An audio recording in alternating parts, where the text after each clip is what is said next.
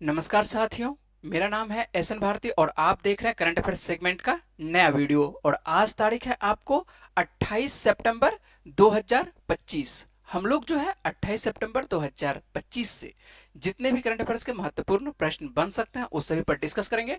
PDF आप हमारे Telegram channel से डाउनलोड कर सकते हैं, जिसका लिंक मैंने इस वीडियो के डिस्क्रिप्शन बॉक्स में दे दिया है।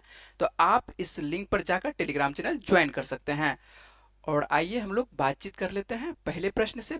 हम लोगों के पास पहला प्रश्न क्या है उससे बातचीत करते हैं। उससे पहले आप लोगों को थीम पर दिखाई पड़ रहा है, एक मोहतरमा दिखाई पड़ रही है और इनके बारे में हम लोग जानेंगे कि इन्होंने किस क्षेत्र में जो है इतिहास रचा है ना। तो इन पे जो है इस प्रश्न पे जो है बातचीत करेंगे। हिमांशी के बारे में बात करेंगे कि हिमांशी जो है किस क्षेत्र में जो है अपना नाम रोशन की है। तो हम लोग आगे चल के इनके बारे में बातचीत करेंगे। आइए हम लोग बातचीत कर लेते हैं पहले प्रश्न से। और पहला प्रश्न आप लोगों को मालूम है कि देते हैं महत्वपूर्ण क्या दिवस देते हैं। और यहाँ पर जो है हाल ही में एक दिवस मनाया गया। कौन सा दिवस मनाया गया आइए देख लेते हैं। यह दिवस है आपको विश्व पर्यटन दिवस। पूछा जा रहा है कि विश्व पर्यटन दिवस जो है प्रतिवर्ष कब मनाया जाता है। तो विश्व पर्यटन दिवस जो है प्रतिवर्ष आपको मनाया जाता है कितने तारीख को? 27 सितंबर को। तो इसका सही आंसर क्या होगा? 27 सितंबर होगा, है ना। तो विश्व पर्यटन दिवस जो है इंपॉर्टेंट है, महत्वपूर्ण है। ये बहुत बार जो है परीक्षा में आप लोगों को पूछा जा चुका है, किसी ना किसी परीक्षा में जो है पूछा जा चुका है। तो इसलिए अच्छे से इसको कवर करेंगे कि विश्व पर्यटन दिवस जो है कितने तारीख को? 27 सितंबर को जो है प्रतिवर्ष मनाया जाता है। और यह दिवस जो है कह सकते हैं मनाने का इसका उद्देश्य क्या है। तो मनाने का उद्देश्य सीधे तौर पर सामाजिक, सांस्कृतिक, राजनीतिक, आर्थिक महत्व के बारे में क्या है? जागरूकता बढ़ाना है। विश्व पर्यटन दिवस की यदि शुरुआत की बात करते हैं कि इसकी शुरुआत कब से होती है, तो इसकी शुरुआत जो है आपको 1980 में की गई थी। कब की गई थी? 1980 से जो है इसकी शुरुआत होती है। 1970 में वैसे पर्यटन कह सकते हैं कि इसका संगठन की स्थापना की जाती है, लेकिन दिवस मनाए जाने की घोषणा जो होती है आपको 1980 से होती है। वर्ष 2025 का थीम याद रखेंगे कि वर्ष 2025 का थीम क्या है। थीम जो है आपको जब भी किसी भी पर्यटन दिवस का जो है आपको थीम इंपॉर्टेंट रहेगा तो थीम भी आपको बताते चलेंगे। तो थीम यहाँ पर जो है पर्यटन का थीम आपको इंपॉर्टेंट है। तो पर्यटन का थीम क्या है? विश्व पर्यटन दिवस 2025 का थीम आप याद रखेंगे कि अस्थाई और जिम्मेदार पर्यटन। क्या है? अस्थाई और जिम्मेदार पर्यटन। यदि इंग्लिश में देगा तो क्या देगा?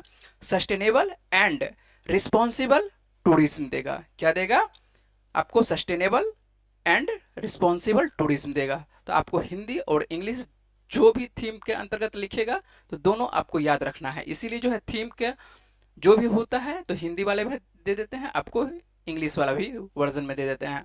और पर्यटन क्या है? एक ऐसा क्षेत्र है जो दुनिया भर में लाखों लोगों को रोजगार प्रदान करता है और देशों की अर्थव्यवस्था में ये महत्वपूर्ण भूमिका भी निभाता है। ठीक है, तो देश की अर्थव्यवस्था में ये क्या करता है? महत्वपूर्ण भूमिका निभाता है। जब भी कोई विदेशी भारत आएंगे, तो जब भी किसी भी देश में कह सकते हैं, हम लोग भारत से उदाहरण ले लेते हैं कि भारत में जब भी कोई विदेशी यात्री आते हैं तो क्या अपने साथ लेके आएंगे? डॉलर लेके साथ में आएंगे, है ना।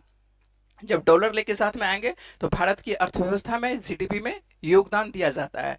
इसीलिए यहाँ पर लिखा हुआ है कि अर्थव्यवस्था में जो है पर्यटन महत्वपूर्ण भूमिका निभाता है, याद रखिएगा।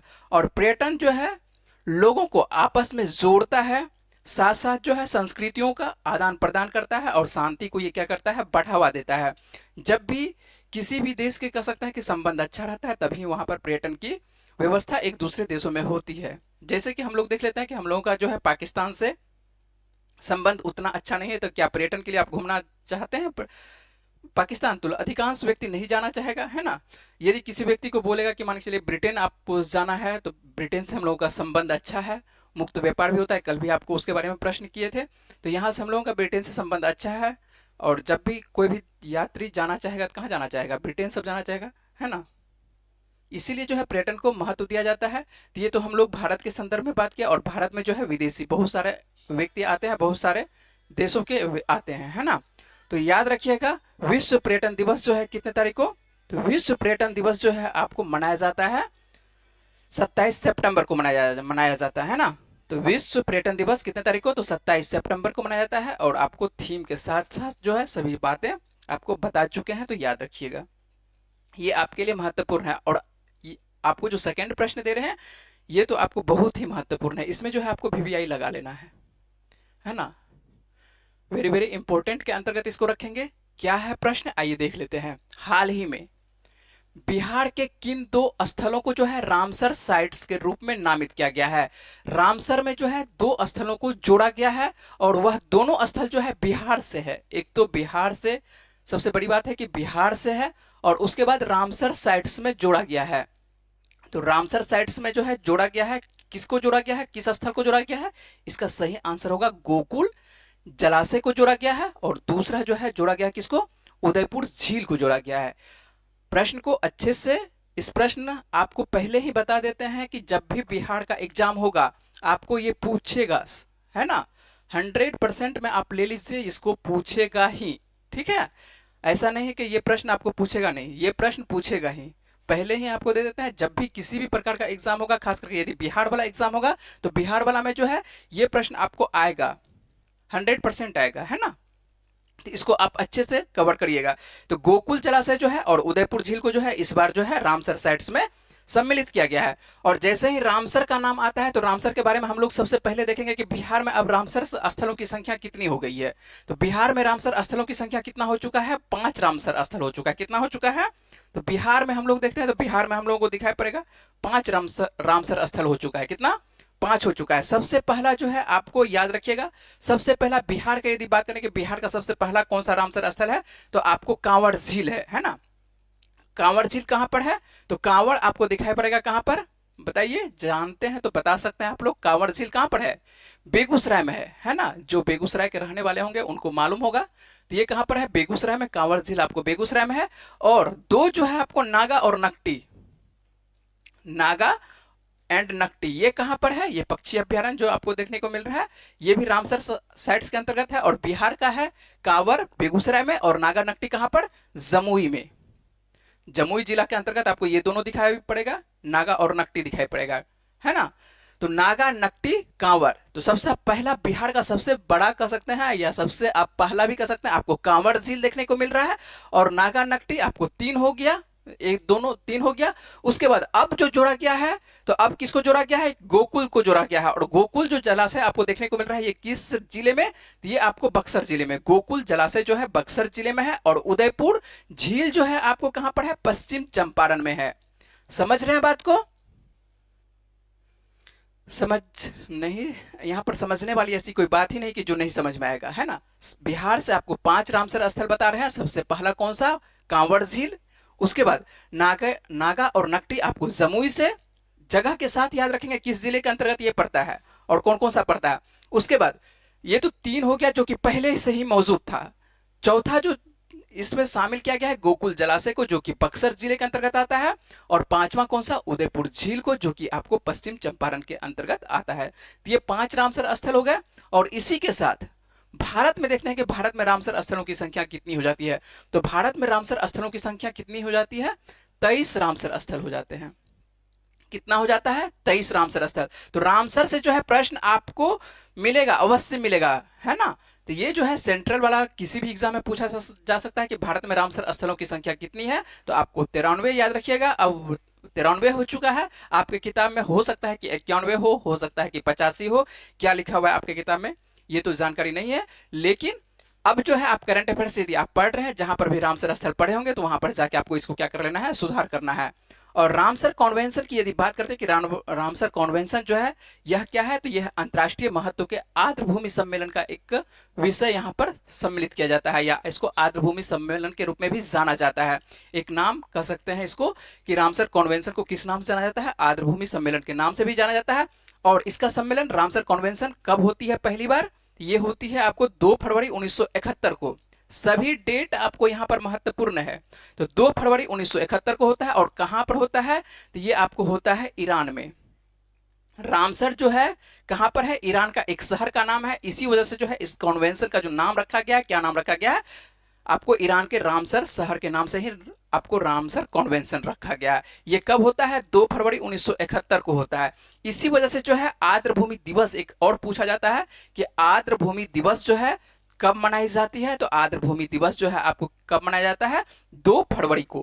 कितने तारीख को? तो 2 फरवरी को, है ना। तो ये आप ध्यान रखिएगा कि आर्द्रभूमि दिवस यदि पूछे कि आर्द्रभूमि दिवस कब मनाया जाता है, तो 2 फरवरी को मनाया जाता है। और इसमें भारत कब सम्मिलित होता है, तो भारत जो है सम्मिलित होता है 1982 में। कॉन्वेंशन पहली बार हो रहा है 1971 में, लेकिन पूछे कि भारत, ये भी प्रश्न पूछा जा चुका है कि भारत इसमें कब सम्मिलित होता है, तो भारत सम्मिलित होता है 1982 में सम्मिलित होता है। भारत में जो है नामित यदि बात करें कि ऐसा कौन सा स्थल है कि जो कि पहला रामसर स्थल के अंतर्गत सूचीबद्ध किया गया था, तो भारत का जो पहला रामसर स्थल है ये है चिल्का झील है, जो कि आपको उड़ीसा में है। उसके बाद इसी के साथ साथ जो है आपको केवला देव राष्ट्रीय उद्यान को भी सम्मिलित किया गया था। कौन कौन सा पहला है, तो चिल्का झील, अधिकांश किताब में आपको चिल्का के बारे में रहेगा, लेकिन चिल्का के साथ साथ जो है केवला देव को भी जो है एक साथ ही पहला रामसर स्थल के अंतर्गत इसको सूचीबद्ध किया गया था। तो चिल्का तो आप लोग पढ़ते आ रहे हैं, बचपन से पढ़ते आ रहे हैं कि चिल्का झील कहाँ है, ओडिशा है। केवला देव राष्ट्रीय उद्यान कहां पर है, तो केवला देव राष्ट्रीय उद्यान जो है आपको भरतपुर में है। और भरतपुर कहां पर है, ये आपको राजस्थान में है।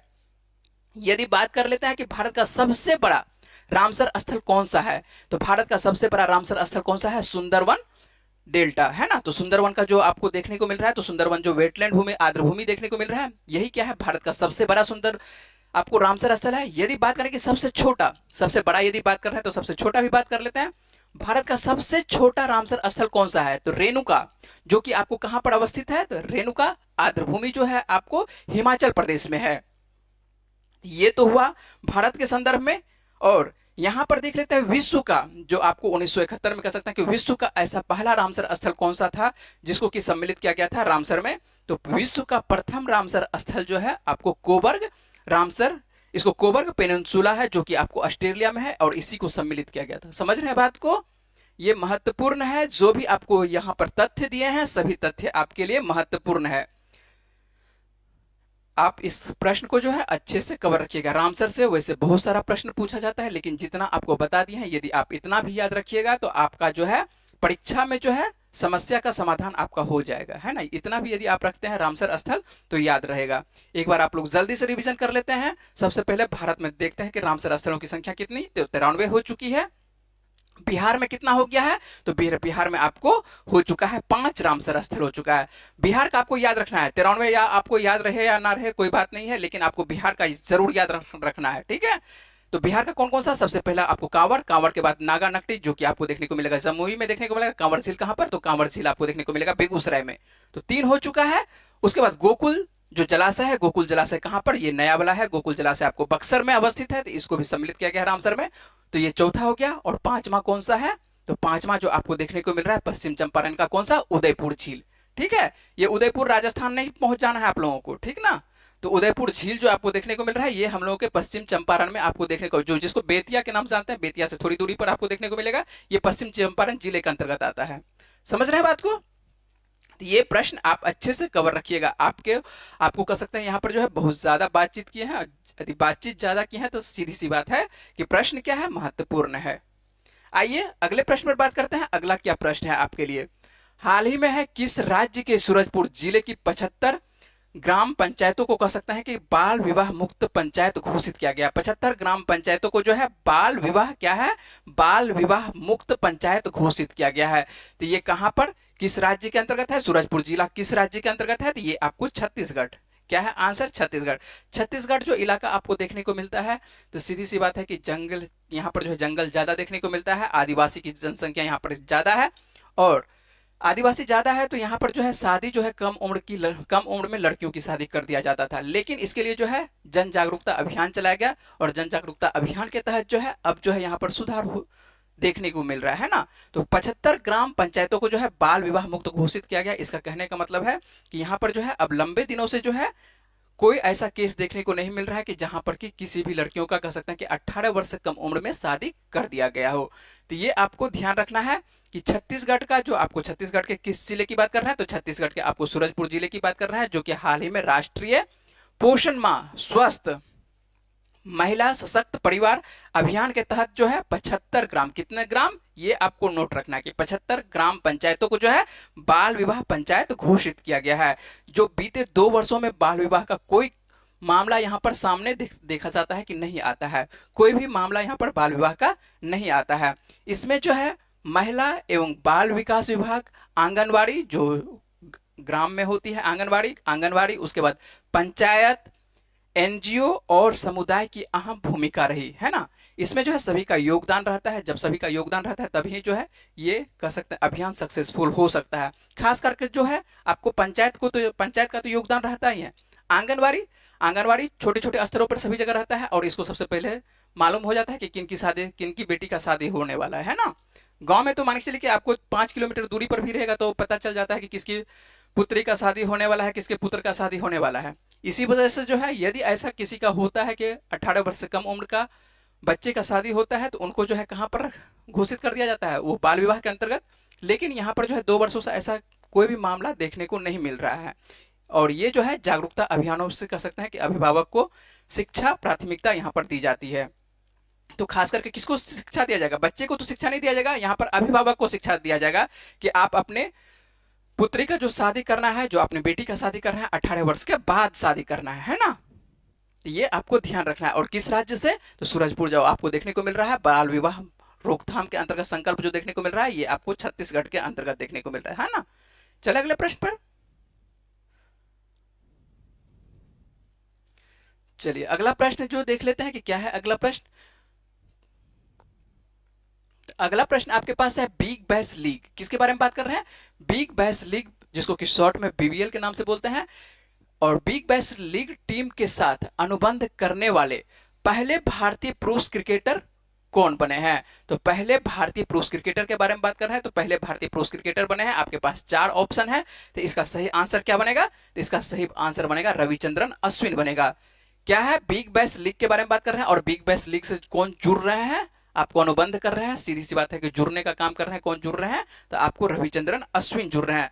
रविचंद्रन अश्विन जो है हाल ही में आप देखते हैं क्या है कि रविचंद्रन अश्विन जो है आपको अंतर्राष्ट्रीय क्रिकेट के साथ साथ जो है इंडियन प्रीमियर लीग जो आईपीएल होता है, आईपीएल से भी ये क्या कर लेते हैं, आपको अंतर्राष्ट्रीय क्रिकेट के साथ साथ आपको आईपीएल से भी ये संन्यास ले लेते हैं, अलविदा ले लेते हैं, है ना। और इसी के साथ आपको देखने के जैसे ही ये अलविदा ले लेते हैं, अब जो है आपको ये कह सकते हैं कि 14 दिसंबर से लेकर 25 जनवरी तक होने वाले बीबीएल के दूसरे हाफ में ये क्या करेंगे, जुड़ेंगे। कहां से? आपको बीबीएल से ये जुड़ने वाले हैं। तो ये पहले ही भारतीय क्रिकेट जो भी कह सकते हैं अंतर्राष्ट्रीय क्रिकेट है उससे और इंडियन प्रीमियर लीग से भी सभी से संन्यास ले लेते हैं। और जो व्यक्ति संन्यास लेता है वही हो सकता है दूसरा देशों में जो कोई भी कह सकता है कि एक तरह से लीग खेला जाता है उस लीग में सम्मिलित हो सकता है।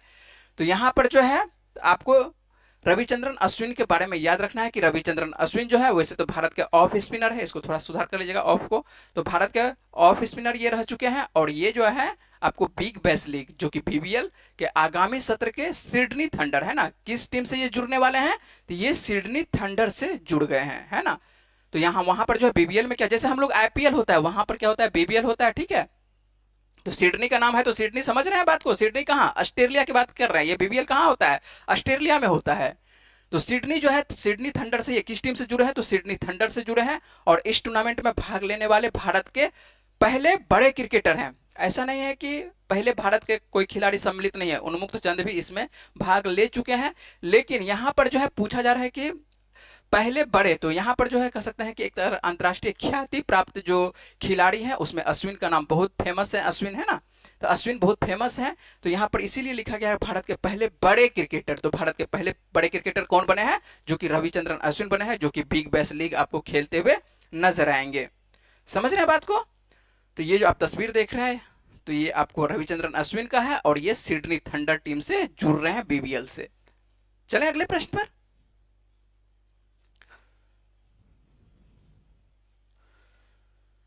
चलिए अगला प्रश्न क्या है आपके लिए, देख लेते हैं कि भारत का पहला एआई संचालित एकीकृत कमांड और नियंत्रण केंद्र किस राज्य में शुरू किया गया है? तो इसका सही आंसर क्या है बताइए आप लोग। कि पूछा जा रहा है कि भारत का पहला एआई संचालित एकीकृत कमांड और नियंत्रण केंद्र किस राज्य में शुरू किया गया है? तो इसका सही आंसर बनेगा आपको आंध्र प्रदेश में। क्या बनेगा? आंध्र प्रदेश में। आंध्र प्रदेश दक्षिण में आपको देखने को मिलता है, क्या देखने को मिलता है? मंदिर सब बहुत ज्यादा देखने को मिलता है ना। और मंदिरों में आजकल का जो है समय हिंदू धर्म के अनुसार से देखिएगा तो आजकल जो है पूजा पाठ का समय चल रहा है। और पूजा पाठ का जब समय चल रहा है तो मंदिरों में क्या हो जाती है, भीड़ ज्यादा हो जाती है। और उसी वजह से जो है दुनिया में आर्टिफिशियल, अभी तो देख लेते हैं कि पूरी दुनिया जो है किस पे डिपेंडेंट हो रहा है धीरे धीरे। तो आपको आर्टिफिशियल कह सकते हैं एआई पर आधारित जा रहा है ना। आर्टिफिशियल इंटेलिजेंस जो है अपनी पकड़ मजबूत करते जा रहा है ना दुनिया में। सीधी सी बात है कि एआई जो है अभी अपनी पकड़ क्या कर रहा है, मजबूत कर रहा है। और इसी के तहत जो अब देखने को मिलता है, अब जो है एआई मंदिरों में जो है भगवान की दर्शन की राह भी ये क्या करेगा, आसान करेगा। एक तरह से कह सकते हैं पहले भगवान आदमियों की रक्षा करता था, ठीक है, लेकिन अब जो है एआई भगवान की रक्षा करेगा। समझ रहे हैं बात को? भीड़ इतना हो जाएगा कि अब जो है वहां पर व्यक्ति संभाल नहीं पाता है, तो संभाल नहीं पाता है तो कौन संभालेगा? अब एआई संभालेगा, ठीक है। और एआई मंदिरों में जो है भगवान की दर्शन की राह को क्या करेगा, आसान करेगा। और पूरे देश में आंध्र प्रदेश का जो है तिरुमाला मंदिर, किसमें पहला जो मान के चलिए ये व्यवस्था स्टार्ट हो रही है, कहां पर? तो आंध्र प्रदेश का कौन सा मंदिर में? तो आंध्र प्रदेश में एक मंदिर आपको देखने को मिलेगा। इस मंदिर को जाना जाता है तिरुमाला के नाम से जाना जाता है। और तिरुमाला मंदिर जो है ऐसा मंदिर बन गया है जहां एआई संचालित एकीकृत कमांड कंट्रोल सेंटर शुरू किया गया है, जिससे क्या हो जाएगा, भीड़ को क्या किया जाएगा, नियंत्रित किया जा सकेगा। समझ रहे बात को? तो भीड़ को नियंत्रित करने के लिए जो है अब एआई व्यवस्था की गई है। और किस मंदिर में? तो ये आपको याद रखना है, तिरुमाला मंदिर में। और तिरुमाला मंदिर कहां पर है? तो आपको आंध्र प्रदेश में है। बालाजी मंदिर का नाम सुने होंगे, श्री वेंकटेश्वर स्वामी वाड़ी मंदिर का नाम सुनेंगे। और आंध्र प्रदेश राज्य के जो है तिरुमाला पहाड़ियों पर, ये पहाड़ी पर अवस्थित है। तिरुमाला जो है आपको मंदिर कहां पर है? पहाड़ी पर अवस्थित है और तिरुमाला शहर में ही है। और ये प्रमुख क्या है? हिंदू मंदिर है। क्या है? प्रमुख हिंदू मंदिर है। और यह मंदिर जो है आपको विष्णु के अवतार भगवान वेंकटेश्वर के समर्पित है। किसको समर्पित है? विष्णु का एक अवतार है। और विष्णु का एक अवतार है, उसको जाना जाता है वेंकटेश्वर के रूप में जाना जाता है। और उसी को ये समर्पित है आपको तिरुमाला का मंदिर। और तिरुमाला का मंदिर जो है आपको कहां पर अवस्थित है? तो ये आपको पहाड़ी क्षेत्र में अवस्थित है, आंध्र प्रदेश के पहाड़ी क्षेत्र में। यदि आपको इमेज आप अच्छे से देख रहे होंगे तो यही है आपको तिरुमाला का मंदिर, है ना। और तिरुमाला का मंदिर जो है पीछे यदि बैकग्राउंड आप देखने को मिल रहा है, तो बैकग्राउंड इसमें क्या है? पहाड़ का बैकग्राउंड है। और यही मंदिर जो है आपको क्या यहाँ पर होगी, एआई संचालित कंट्रोलिंग किया जाएगा। और इसके वजह से भीड़ को क्या किया जाएगा, कंट्रोल किया जाएगा, है ना। तो भगवान को भी जो है अब आवश्यकता हो गया किस चीज का? एआई का आवश्यकता हो गया, है ना। चलिए कोई बात नहीं, ज्यादा बातचीत नहीं करेंगे। आप लोगों को यदि ज्यादा बात करेंगे तो हो सकता है कि दिल पे ठेस पहुंच जाए, ठीक है। तो इसलिए सावधानी पूर्वक ही बातचीत करेंगे, जितना आप लोग समझ सकते हैं। ये बात समझाने के लिए ऑफलाइन की आवश्यकता होती है। ऑनलाइन पे ज्यादा बात करेंगे तो आप लोगों को जो है इधर से उधर, समझ रहे हैं ना बात को, है ना, कि आप समझ नहीं पाइएगा बात को। और हो सकता है कुछ ना कुछ आप कमेंट करने लगिएगा। इसीलिए जो है जितना आप समझ सकते हैं उतना ही बात आपको यहाँ पर किया जाएगा और करंट अफेयर्स के अंतर्गत बात किया जाएगा। चलिए हम लोग आते हैं अगले प्रश्न पर बात करते हैं। और अगला प्रश्न हम लोग के सामने में क्या है? किस भारतीय को संयुक्त राष्ट्र पर्यावरण कार्यक्रम यूएनईपी और प्लेनेट, इसको जो है शॉर्ट में यूएनईपी बोला जाता है, संयुक्त राष्ट्र पर्यावरण कार्यक्रम को, और प्लेनेट ए द्वारा 2025 का, प्लेनेट ए द्वारा जो देखते हैं तो 2025 young champion of the earth award से सम्मानित किया गया है। ये किनको सम्मानित किया गया है? ये जिनाली मोदी को सम्मानित किया गया। किनको सम्मानित किया गया है? जिनाली मोदी को। प्रश्न को अच्छे से पढ़िएगा और उसके बाद ये प्रश्न जब पूछा जाएगा तो आपके लिए महत्वपूर्ण बन जाता है। इसलिए कि एक तो सबसे पहले क्या है, पर्यावरण से संदर्भित है, और पर्यावरण से संदर्भित है तो ये प्रश्न आप लोगों को जैसे ही पूछा जाएगा तो आप लोगों को थोड़ा सा कठिनाई होगी बनाने में, इसी वजह से, क्योंकि ये सब नाम जो है आप हो सकता है कि नहीं सुने होंगे। अब जब नहीं सुने होंगे तो हो सकता है कि दिक्कत हो बनाने में, है ना। इसी वजह से आपको बताते हैं कि आप क्या करना है, आपको अच्छे से अपने कॉपी में लिखते चलना है। जब लिखते चलिएगा तो आपको रिवीजन करना आसान होगा। वीडियो देखना थोड़ा सा दिक्कत हो सकता है कि सभी वीडियो को आप जल्दी में नहीं रिवीजन कर सकते हैं, लेकिन कॉपी में रहेगा तो आप पलटना आपके लिए आसान रहेगा।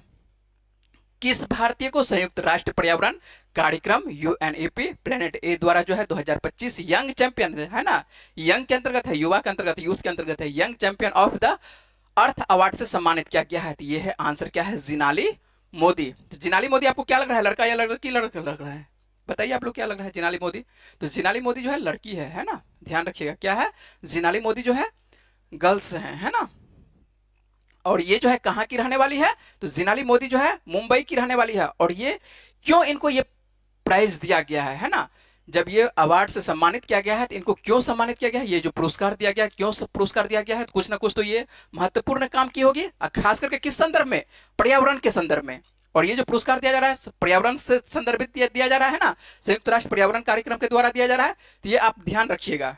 अब देखिए, तो मुंबई की जो जिनाली मोदी है, इनको जो है यूएनईपी प्लेनेट ए द्वारा जो है यंग अर्थ चैंपियन 2025 का पुरस्कार मिला है। और उन्हें यह पुरस्कार जो है, अब देखिए क्या मिल रहा है, उन्हें यह पुरस्कार जो है केले के तनों को बनोफी लेदर में बदलने के लिए दिया गया है, जो चमड़े का एक टिकाऊ विकल्प है।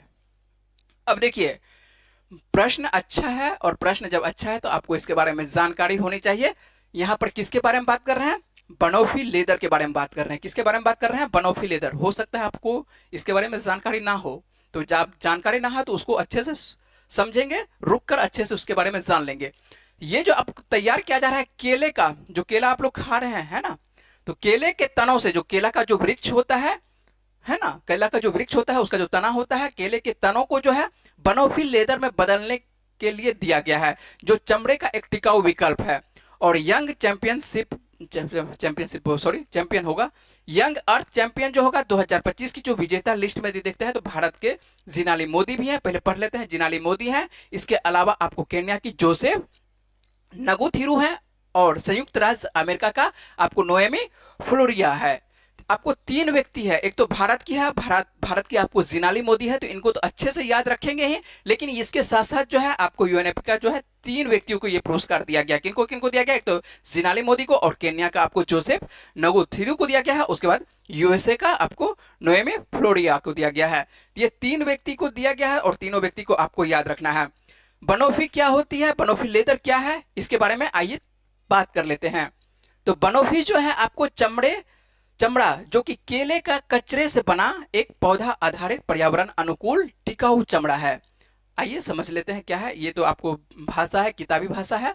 अब जो यहाँ पर जो तैयार किया गया है, आपको दिखाते हैं, इमेज से आपको समझ में आएगा, आसानी से समझ में आएगा, है ना। अब देखिए, ये जो है केला का तना को सुखाया गया, और केले के तना से जो है आपको निकाला गया, क्या निकाला गया? बनोफी निकाला गया है। जो रेशा कह सकते हैं कि रेशा जो तैयार किया गया है, किससे तैयार किया गया है?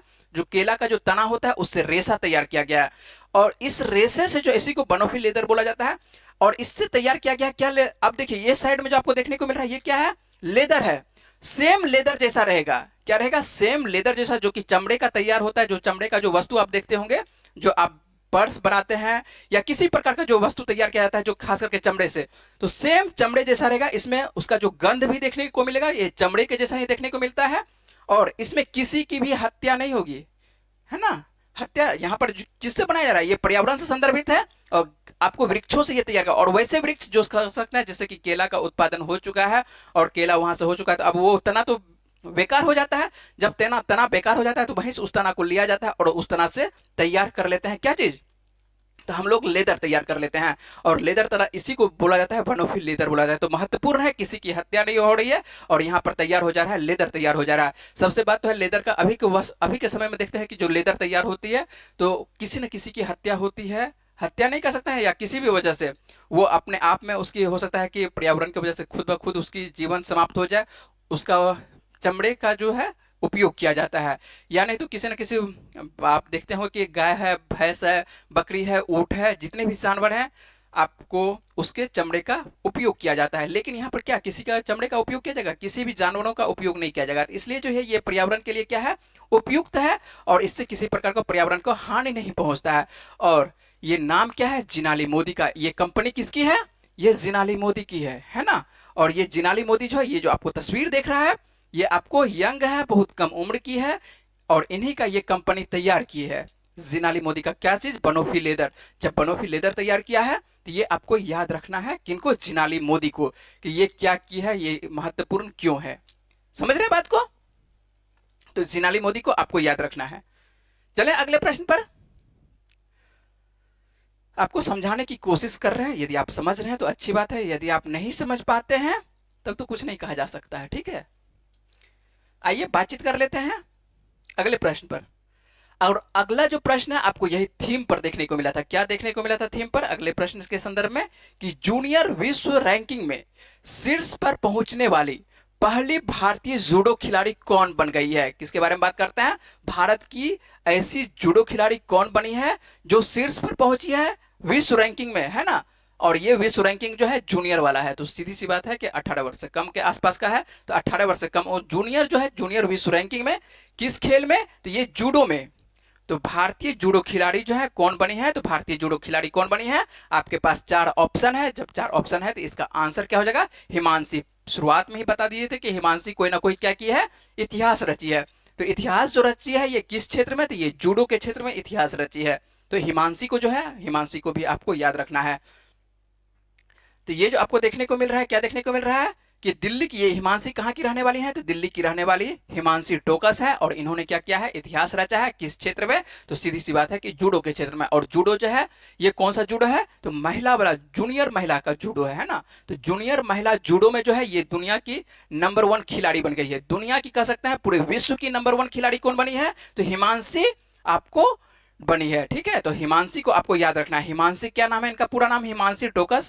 तो हिमांशी याद रखिए, काफी है। हिमांशी टोकस याद नहीं भी रहता है तो कोई दिक्कत नहीं है। तो हिमांशी टोकस है, और हिमांशी टोकस जो है आपको दुनिया की नंबर 1 खिलाड़ी बनी है किस क्षेत्र में, जूडो में। बार बार बात कर रहे हैं जूडो में।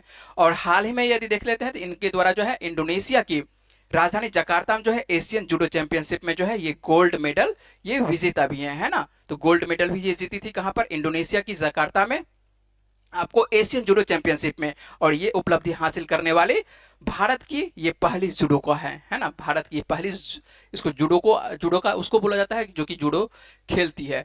तो भारत की पहली जुडोका कौन है, तो ये आपको हिमांशी टोकस है।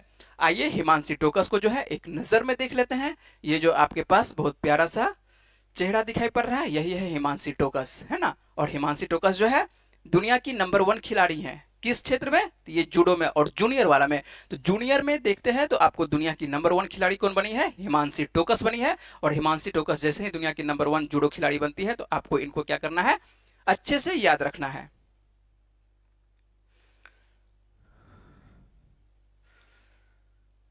चलते हैं अगले प्रश्न पर बात कर लेते हैं। अगला क्या प्रश्न है आपके लिए, किस बंदरगाह पर स्वेपेबल बैटरी के साथ भारत का पहला इलेक्ट्रिक ट्रक बेड़ा लॉन्च किया गया है। ये ट्रक बेड़ा के बारे में बात कर रहे हैं कि ट्रक बेड़ा कहां पर लॉन्च किया गया है, और पहला इलेक्ट्रिक है, भारत का पहला इलेक्ट्रिक ये बेड़ा है।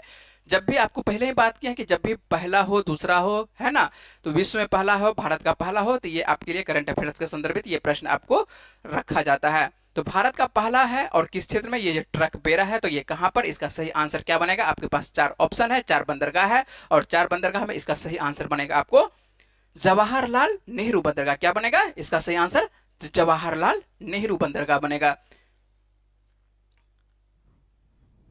तो ये आप ध्यान रखिएगा। और वर्तमान में जो है आपको बंदरगाह जहाज रानी मंत्री कौन है, जलमार्ग मंत्री कौन है, तो सर्बानंद सोनोवाल है। तो सर्बानंद सोनोवाल को तो आप जान ही रहे होंगे। तो जवाहरलाल नेहरू बंदरगाह जो है, जवाहरलाल नेहरू बंदरगाह प्राधिकरण भारत के पहले इलेक्ट्रिक हेवी ड्यूटी ट्रकों के बेड़े का क्या किया गया है, यहाँ पर शुभारंभ किया गया है, जिसमें बैटरी बदलने की सुविधा है। और केंद्रीय बंदरगाह जहाज रानी मंत्री कौन है वर्तमान में, सर्बानंद सोनोवाल है। और इन्हीं के द्वारा क्या किया गया, हरी झंडी दिखाकर कह सकते हैं कि यह शुरुआत की गई है। यह पहल जो है बंदरगाह संचालन कार्बन मुक्त करने और अस्थायी लॉजिस्टिक्स को बढ़ावा देने की दिशा में कह सकते हैं एक बड़ा कदम है। तो ये आपको इतना जरूरत नहीं है याद रखने का, सीधी सी बात है। तो ऐसा कौन सा बंदरगाह है जहां पर पहले इलेक्ट्रिक हेवी ड्यूटी ट्रकों के बेड़े का शुभारंभ किया गया है, तो जवाहरलाल नेहरू बंदरगाह। कौन सा बंदरगाह, देखिए मुंबई में आपको जो बड़े बंदरगाह देखने को मिलेगा, तो 2 बड़े बंदरगाह देखने को मिलता है ना। प्रमुख जो है 2 अभी वर्तमान में, अभी केवल बात कर रहे हैं, अभी आपको पढ़ाया क्या होगा, कितना पढ़ाया गया होगा, 13 बड़े बंदरगाह पढ़ाया गया होगा, है ना। जो 13 बड़े बंदरगाह है, तो मुंबई में आपको महाराष्ट्र में जो देखने को अभी वर्तमान में देखने को मिलता है, 2 बंदरगाह देखने को मिलता है। एक तो मुंबई बंदरगाह देखिए लिखा हुआ है, और जवाहरलाल नेहरू, दोनों आसपास में ही है, लेकिन आंसर कौन सा बनेगा, जवाहरलाल नेहरू बंदरगाह बनेगा। ध्यान रखेंगे, अच्छे से याद रखेंगे, है ना। ऐसा नहीं कि मुंबई जवाहरलाल नेहरू बंदरगाह मुंबई है, मुंबई मार देंगे, है ना। तो आंसर आपको अच्छे से कवर रखना है। चलते हैं हम लोग अगले प्रश्न पर बात कर लेते हैं।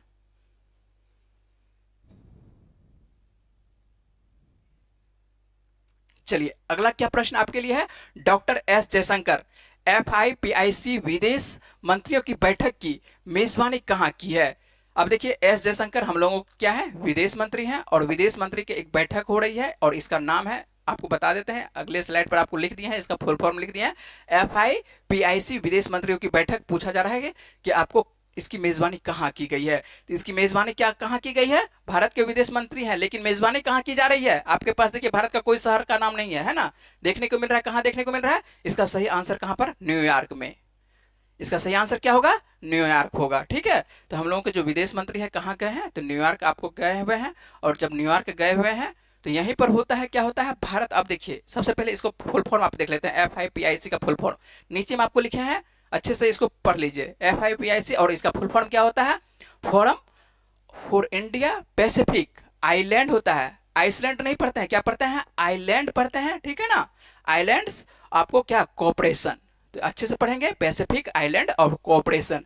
तो ये अब देखिए, भारत के जो मान के चलिए कि विदेश मंत्री हैं डॉक्टर एस जयशंकर जो है न्यूयॉर्क में, अब हिंदी में यहाँ पर लिखा हुआ है भारत प्रशांत द्वीपीय समूह सहयोग मंच के विदेश मंत्रियों की बैठक जो है मेजबानी की है। तो कहां पर ये मेजबानी कर रहे हैं? तो ये मेजबानी किया जा रहा है न्यूयॉर्क में किया जा रहा है।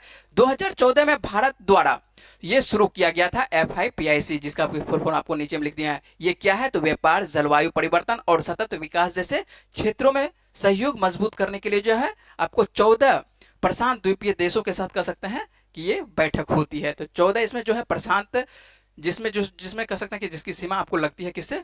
प्रशांत महासागर से, उसको जो है इसमें सम्मिलित किया जाता है। तो आपको जो है ये सीधे तौर पर याद रखिएगा, इसका बैठक कहां पर होता है? तो ये बैठक होता है आपको न्यूयॉर्क में। और ये तस्वीर से आपको समझ में आ रहा होगा, वर्तमान में यदि देखते हैं तो हम लोग के जो विदेश मंत्री हैं एस जयशंकर, तो यहाँ पर जो है 14 जितने भी देश हैं सभी के विदेश मंत्री आते हैं, सभी का यहाँ पर बैठक होता है। तो ये आप ध्यान रखना है, सभी देशों का जरूरत नहीं है सभी देशों को याद रखने का, आप सीधा याद रखिएगा कितने उसमें सम्मिलित देश हैं, तो 14, इतना आपको याद रहेगा, यही काफी है। ठीक है, और कहां इसका बैठक होता है ये याद रख लीजिए कि न्यूयॉर्क में बैठक होता है, इससे ज्यादा आपको याद रखने की जरूरत नहीं है। चलिए अगले प्रश्न पर बात कर लेते हैं।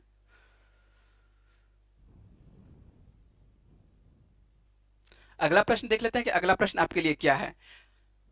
जिनका छूट जाता है लाइव, जो नहीं देख पाते हैं वो आप फिर से, आपके चैनल पर रहता है वीडियो, आप अच्छे से शुरुआत से फिर से देख सकते हैं। ठीक है, आइए देख लेते हैं क्या है आपके लिए प्रश्न। हाल ही में किस देश में भारत का UPI लॉन्च किया गया है, जिसकी शुरुआत जो है हमाद अंतर्राष्ट्रीय हवाई अड्डे पर ड्यूटी फ्री स्टोर से हुई है। ये पूछा जा रहा है कि भारत का जो UPI है, जो आप जिससे फोन पे सब चलाते हैं, तो भारत का UPI जो है लॉन्च किया गया है किस देश में, पूछा जा रहा है। तो ये किस देश में? तो ये इसका आंसर जो होगा कतर में।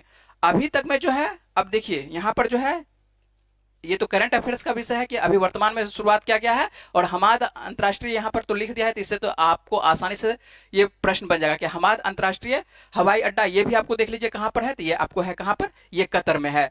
तो इसमें जो है आपको ज्यादा सोचने की जरूरत नहीं है, तो ये तो आपको प्रश्न आसानी से बनेगा। लेकिन अभी तक में जो है भारत का जो है आपको UPI कितने देशों में लॉन्च किया जा चुका है? यदि आप दूसरे देश जाते हैं तो भारत का जो UPI है आप कितने देशों में इसका यूज कर सकते हैं? तो 9 देशों में यूज कर सकते हैं। कौन कौन से देशों में यूज कर सकते हैं? आइए एक बार देख लेते हैं। सबसे पहला जो है आपको फ्रांस में यूज कर सकते हैं। फ्रांस जाते हैं तो आपको जो है पैसा ट्रांसफर करने की कोई आवश्यकता नहीं है, आप सीधे तौर पर जो है आपके पास UPI है उससे आप यूज कर सकते हैं।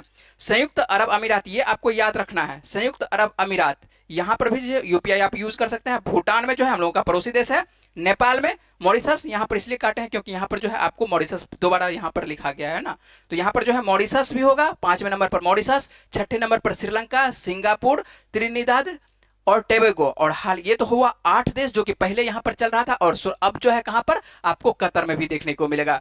और कतर में भी देखने को मिलता है, क्या देखने को मिलता है? आपका भारत का जो है एकीकृत भुगतान इंटरफेस, जिसको हम लोग क्या बोलते हैं? UPI बोलते हैं, यहाँ पर जो है लॉन्च कर दिया गया है, जिसकी शुरुआत जो है कहां से होती है? तो हमाद अंतर्राष्ट्रीय हवाई अड्डे से शुल्क मुक्त जो है स्टोर्स, यहाँ से कह सकते हैं कि शुरुआत होती है। कोई शुल्क नहीं लिया जाता है, सीधे तौर पर यहाँ पर आप यूज कर सकते हैं, UPI को यूज कर सकते हैं। इससे कतर UPI को स्वीकार करने वाला जो है कौन सा देश बन चुका है? 9वां देश बन चुका है। ठीक है, 8 देश पहले से था, तो आपको 9वां देश कौन सा बन गया है? आपको कतर बन चुका है, जिससे भारतीय पर्यटकों के लिए रियल टाइम कैशलेस भुगतान की सुविधा मिलेगी, और विदेशी मुद्रा और अंतर्राष्ट्रीय कार्ड पर ये जो है निर्भरता क्या हो जाती है? कम हो जाती है। नहीं तो क्या होता था कि यदि आप दूसरे देश जाते थे तो आपको चेंज करवाना पड़ता था रुपया, है ना, रुपया को जो है डॉलर में, या जिस भी देश में कोई भी आपको यदि जाते हैं, फ्रांस जाते हैं, तो आपको वहां पर क्या यूरो में बदलना पड़ता था। तो ये सबसे कह सकते हैं कि आपको मुक्ति मिलेगी। तो ये आप किसी भी देश में आप घूमते हैं तो आपके लिए क्या होगा? सुविधा होगा, यदि UPI वहां पर चल रहा है तो, है ना। और आपको कितने देशों में UPI? तो 9 देशों में UPI, आप ध्यान रखेंगे। और पिछले वीडियो में आप लोगों से एक प्रश्न पूछे थे, उसका सही आंसर क्या बन रहा है आइए देख लेते हैं। यहाँ पर आप लोगों से, कल के वीडियो में आप लोगों से एक प्रश्न पूछा गया था कि निम्न में से कौन फिलिस्तीन को मान्यता देने वाला पहला G7 देश बन गया है। तो पहला पूछा जा रहा है कि G7 सभी G7 का देश है, ऐसा नहीं है कि सब यहाँ पर चार ऑप्शन है तो चारों ऑप्शन क्या है, सभी G7 का है। लेकिन G7 में कौन सा देश होगा, आंसर कौन सा होगा, यहाँ पर कनाडा होगा। क्या होगा, आंसर कनाडा होगा। आपको उम्मीद है कि G7 का देश आपको याद होगा। यदि आपको याद नहीं है तो आपको पढ़ाया जाएगा, IR में आपको G7 के बारे में विस्तार से पढ़ाया जाएगा, है ना। चलिए यहाँ पर आपको देख लेते हैं कि इसका आंसर क्या बनेगा, कनाडा बनेगा। यदि आप ये प्रश्न नहीं जान रहे हैं तो आपको परसों के वीडियो में जो है आप इसको जाके देख सकते हैं। आइए जाते जाते जो है आपके लिए एक प्रश्न छोड़ के जाएंगे जिसका जवाब आपको देना है, कमेंट बॉक्स में जवाब देना है। क्या है प्रश्न, हाल ही में किस राज्य में महिलाओं को आर्थिक रूप से सशक्त बनाने के लिए मुख्यमंत्री महिला रोजगार योजना की शुरुआत की गई है। तो ये प्रश्न जो है आपको कल पूरे विस्तार से बात किए थे इस प्रश्न पर। यदि आप जवाब जानते हैं तो इसका जवाब आपको कमेंट बॉक्स में देने की कोशिश करना है। यदि आप जवाब नहीं जानते हैं तो आपको कल का वीडियो देखने की आवश्यकता है। आप कल का वीडियो देखिए, उसके बाद जो है आपको ये प्रश्न आसानी से बन जाएगा। यदि जब प्रश्न बने तो आपको क्या करना है, कमेंट बॉक्स में इसका जवाब लिखना है। यदि आपको वीडियो अच्छी लग रही है तो वीडियो को क्या करना है, लाइक करना है, चैनल को क्या करना है, सब्सक्राइब करना है और अपने दोस्तों के साथ वीडियो को शेयर करना है। चलिए मिलते हैं आप लोगों से अगले वीडियो में, तब तक के लिए अपना ख्याल रखिए, पढ़ते रहिए। वीडियो में बने रहने के लिए बहुत बहुत धन्यवाद।